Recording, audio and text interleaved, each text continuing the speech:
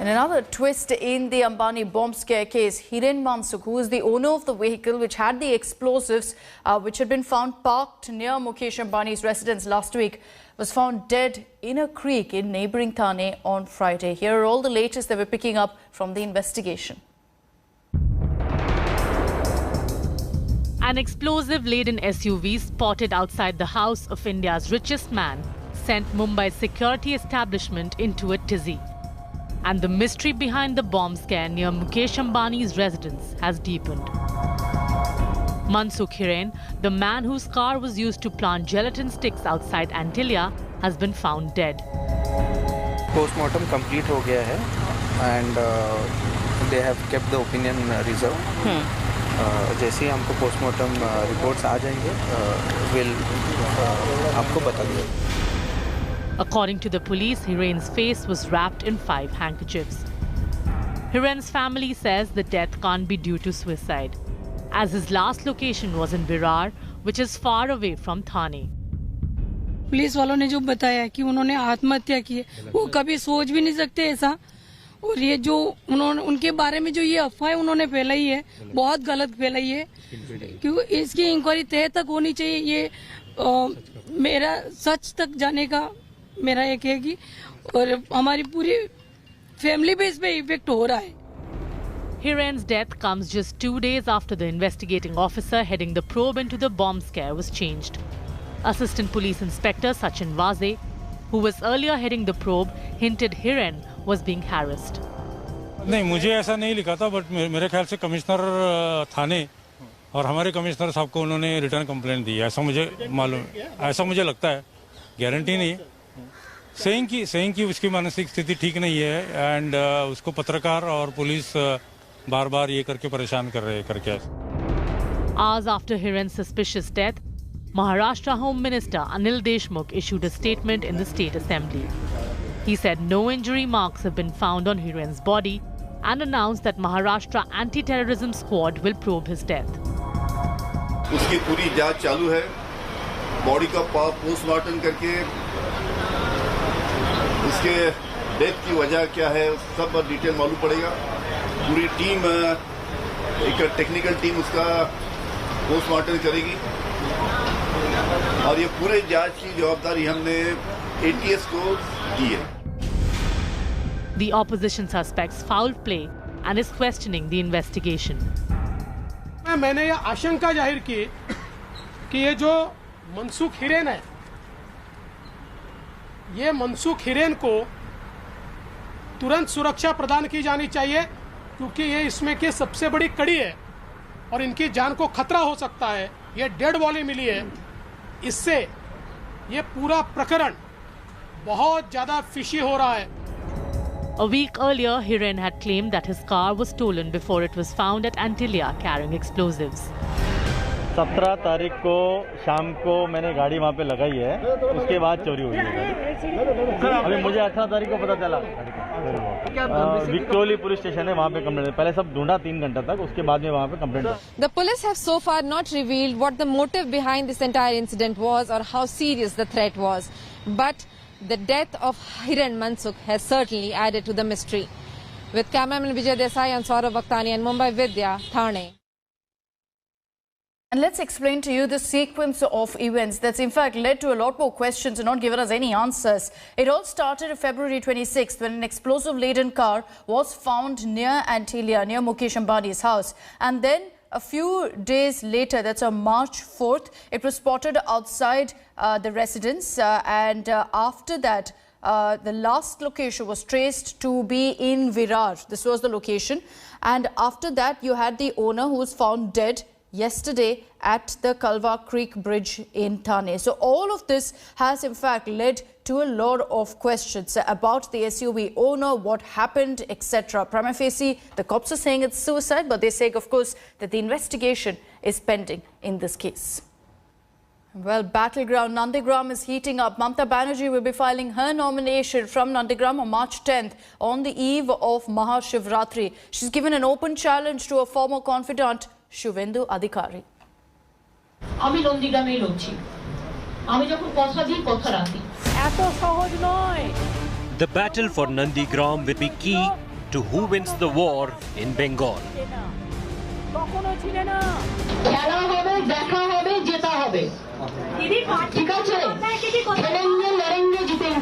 Washing powder Bhajpa. Mamata has left her safe seat, Bhawanipur, to test her popularity in a place from where the TMC began its journey to power. After a gap of 14 years, Mamata is once again seeking Nandigram's support. But this time, there's much more at stake. It's a fight for political ego, as the BJP, in all likelihood, will field her former confidant, Suvendu Adhikari, from Nandigram. Nandigram से लड़ना ये final है आपकी? पूरा final, हम जब कुछ कहते हैं वो हमारा फाइनल ही होता है. Nandigram is seen as Suvendu's stronghold. Adhikari is credited with scripting Mamata and TMC's political victories from here. A popular leader, he won the seat with 67% votes in 2016. जो कमल का फूल पर जो कैंडिडेट उम्मीदवार होगा उसका जिताना का पूरा मेरा जिम्मेदारी है. Mamata will be filing her nomination on March 10th on the eve of Mahashivratri. Shivendu अधिकारी ने अपनी इच्छा जताई क्योंकि वो वहाँ से विधायक भी हैं. उन्होंने कहा कि मैं ममता बनर्जी के खिलाफ चुनाव लड़ना चाहता हूँ. तो उन्होंने पहले घोषणा कर चुके हैं नंदीग्राम में ही कि वो भरपूर लड़ाई देंगे, बाकी पार्टी निर्णय करेगी. Although the BJP is to formally announce Suvendu's candidature from Nandigram, TMC has started preparing for the mega contest. A house has even been identified which Mamata will use as her base in Nandigram. Now this particular house, we just give you a little tour. The walls have been painted. This is the living room. A small meeting area has been done over here so that she can speak and conduct her meetings. Didi images loom large over Nandigram in wall graffiti and hoardings. But will Nandigram abandon its favourite beta for Bengal ki beti? The jury is still out on that. With Suryagni, Bureau Report, India Today. Days after Rahul Gandhi's attack on the RSS, the political war continues to intensify. Ruckus ensued in the Karnataka Assembly on Thursday after the Congress protested against the Speaker's decision to hold a discussion on One Nation, One Election, calling it an RSS agenda. Chief Minister B.S. Yediyurappa then hit back at the Congress, saying he was proud to have traced his roots back to the RSS.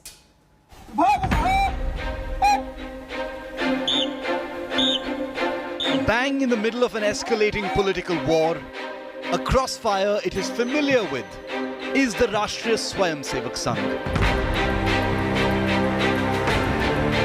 What began as a scathing swipe by Rahul Gandhi earlier this week, the RSS is doing something fundamentally different. They're actually filling the institutions with their people.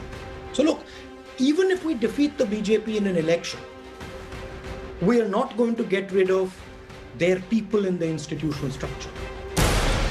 Has now blown up into a ferocious eruption in Karnataka and elsewhere, with the Congress on Thursday staging a loud protest in the Karnataka Assembly against the Speaker's decision to hold a special discussion on One Nation, One Election, terming it as RSS agenda. Their hidden agenda is RSS agenda. They wanted not one nation, one election. They wanted one nation, one leader. That is why we are opposing. BJP government and each and every minister and the member in the BJP, in the assembly from the BJP are in a way puppets of the RSS. It is an RSS agenda which is being taken up time and again. It is the way they function. Congress members termed the debate as dictatorial, fascist, Hitler's attitude and part of the RSS agenda, triggering a loud emotional retort from the Karnataka Chief Minister, himself of RSS stock.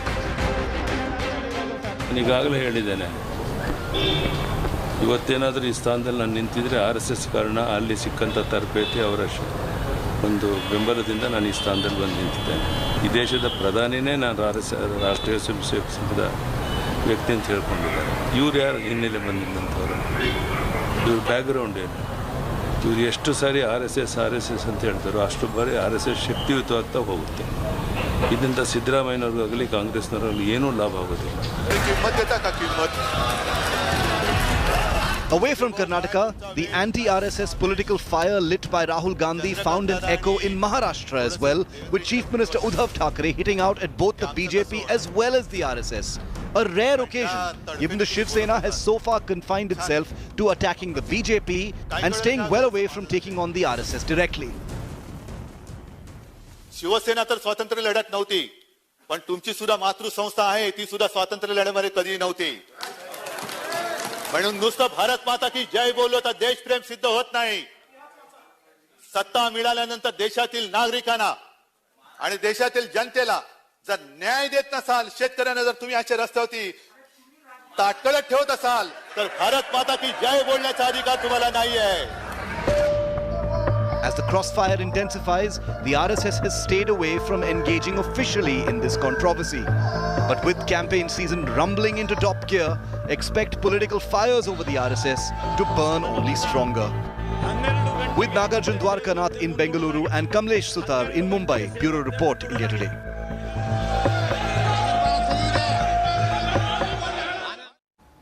And Prime Minister Narendra Modi will address a conference of the country's top leadership in Gujarat's Kevadia district today. The Chief of Defence Staff General Bipin Rawat, Army Chief General MM Naravne, IAF Chief Air Chief Marshal R.K.S. Bhadoria and Navy Chief Admiral Karambir Singh, along with senior armed forces commanders and defence minister officials, will attend this conference. It will witness the participation of Jawans and JCOs for the very first time.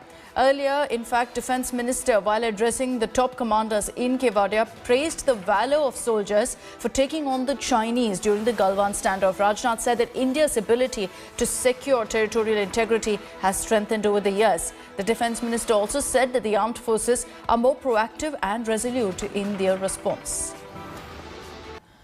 The number of coronavirus cases that are being reported in Maharashtra only going up by the day. A staggering 10,216 cases have been reported on Friday. That's the highest in over 4 months.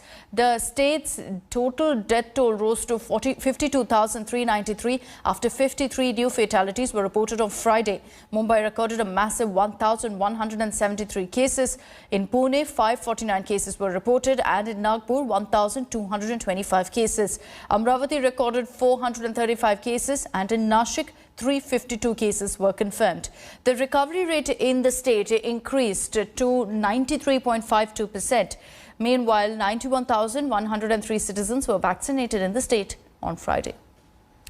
Let's get you our special segment on the fight against coronavirus. Here's the good, bad and ugly news.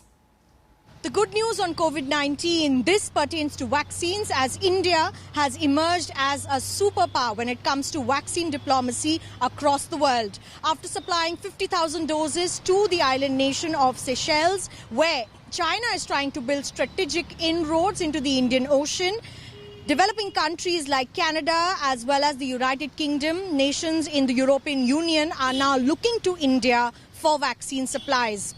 Not long ago, Serum Institute of India CEO Adar Poonawalla had tweeted that he will supply vaccines to Canada. Canada has received its first shipment of 500,000 doses of Serum Institute of India's vaccine. In fact, the United Kingdom has also put an order for 100 million doses, of which 10 million have been supplied by the Serum Institute of India. Along with that, India has also supplied vaccine to other nations such as Bangladesh, Myanmar, South Africa, as well as Brazil, to bring forward the need for vaccines, and is also a partner to COVAX facility under the World Health Organization to provide vaccines to lower and middle income countries. While it's normal for a coronavirus to mutate, as per what experts say, the bad news is that the Indian Institute of Science in Bengaluru city have found that there is a faster mutation of coronavirus happening in samples that have been collected from that very place. The researchers say that there have been 27 mutations, 11 mutations per samples in the samples that have been collected of SARS-CoV-2 variants from the city. Now, this is higher than the national average. The national average is 8, while the international average of mutation is at around 7. While whether or not it affects the efficacy of the vaccines that are currently being used in the country for coronavirus, the verdict is still out. But the faster mutations may cause concerns for experts who are developing and working on genome sequencing to find out how many variants are there in the country at the moment. Well, this is the ugly side to COVID-19. Now, in another super spreader event that has been reported in the city of Mumbai, in Andheri restaurant, 10 staff members have tested positive for COVID-19. This was after the Brian Municipal Corporation, the municipal civic body of the city, tested about 35 samples of people in a random check where they found 10 people to be positive for COVID-19. Now, high-risk contacts of these people have been put in a quarantine facility, and contact tracing for others who may have visited this restaurant is being done. It's been sealed at this point, but Mumbai is witnessing a sharp rise in COVID-19 cases, as is many districts in Maharashtra that is resorting the government to do random checks for those who may be carrying the infection. Rishabh Pant's magnificent 101 on day 2 not only pulled India out of trouble, but put India ahead again. Not too long ago, the left-hander was struggling in the sidelines, but he's changed everything down under. His confidence is there for everyone to see in this test series as well. In a matter of 3 months, Rishabh Pant has become India's most dependable asset. With India in trouble, Pant once again got his team out of jail with a century. Now he's looking to take... He batted with caution and took India close to England's first innings score of 205. Once he saw India were there, Pant was at his dangerous best, bringing up his third Test 100 with a 6. Oh, Rishabh Pant, you give us so much fun. 100 with a 6. What a performance by this young man. But what Pant did in Ahmedabad on day 2 has become a familiar sight, starting from Australia. Pant scored a magnificent 97 in the drawn Sydney Test and followed it up with a match-winning 89 not out in Brisbane. On a turning track in the first Test in Chennai, he scored a defiant 91 and then an unbeaten 58 not out in the second Test.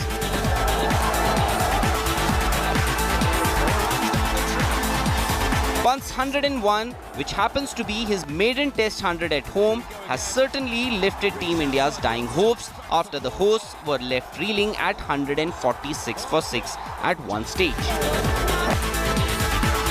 For all these years, Pant was often criticised for playing recklessly and not putting value to his wicket. The left-handed wicket-keeper batsman now seems to have come of age, making him one of the most dangerous weapons in Virat Kohli's armoury. And that's exactly what he's done. Sports Bureau, India Today.